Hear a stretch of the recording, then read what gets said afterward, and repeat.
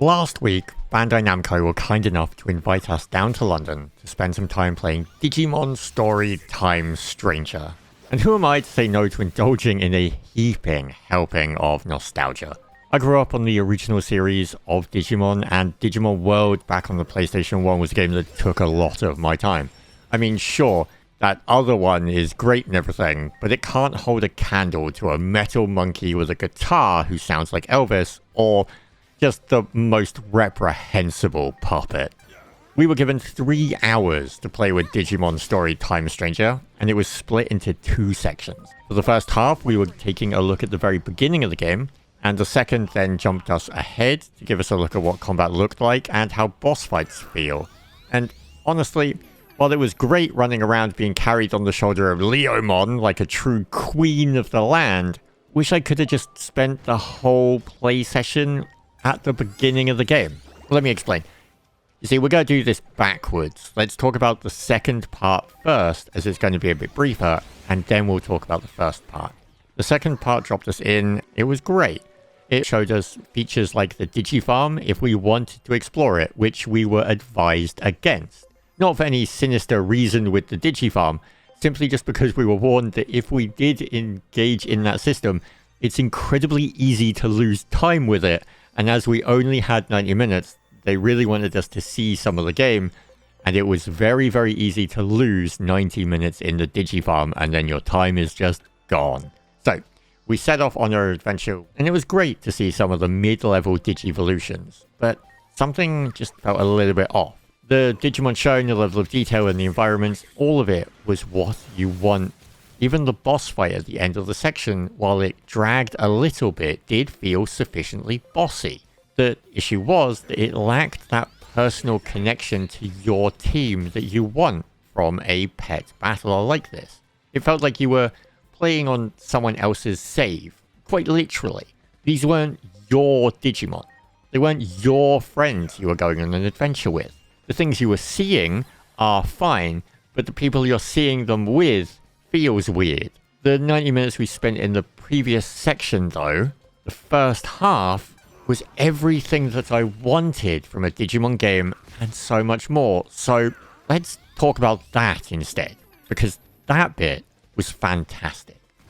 Behind a velvet rope in a small room at the Sky Guild in London, we sat down and were allowed to experience the first 90 minutes of the game, or up until Redacted happens. Shinjuku, Tokyo.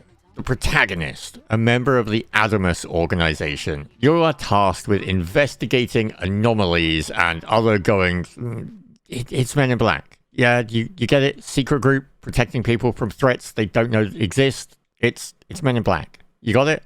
Secret organization? Cool? Yep. Alright. One set of standard tutorials later, it's Digimon time. You're picking one of 3 starters to go on your adventure with. And of course, I had to pick Devimon, because who could resist the temptation of having Myotismon on their team at some point, is the lie that I told myself, because I really wanted to pick Patamon, and Kerry picked him first, so I then had to pick Devimon, because I wasn't going to pick Gomamon.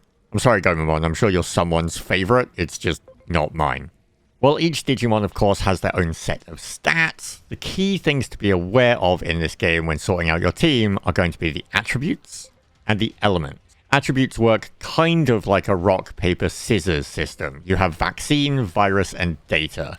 There are others, but these are the main 3 that are going to affect your damage towards another enemy or Digimon. On top of that, you then have elements: fire, water, dark, light, plant, and so on and so forth.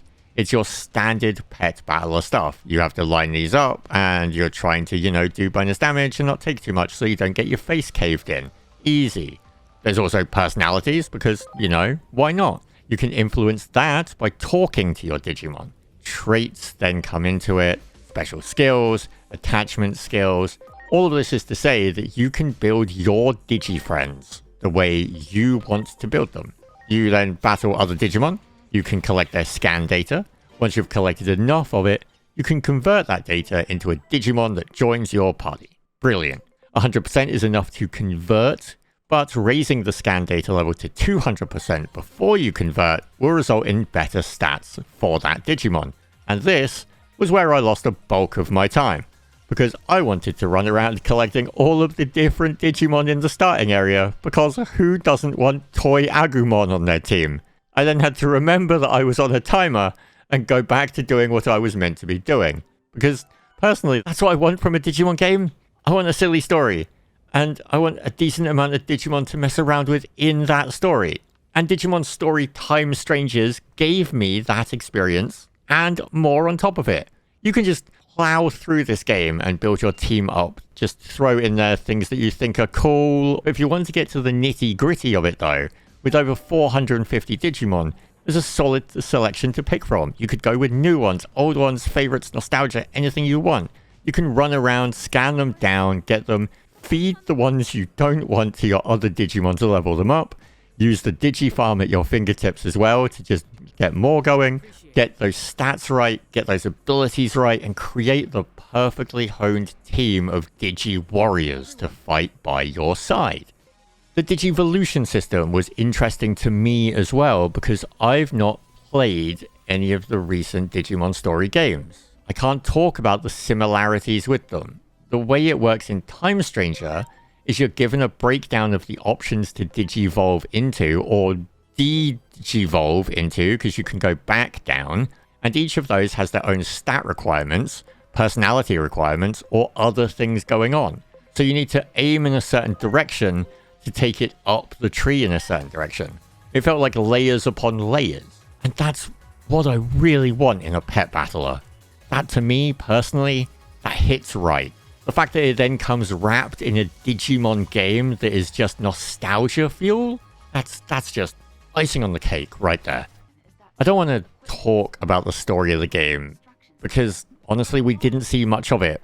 The Steam store tells you more of the plot than we were shown. It's corny, it's silly, it feels like a Saturday morning cartoon, and that makes sense.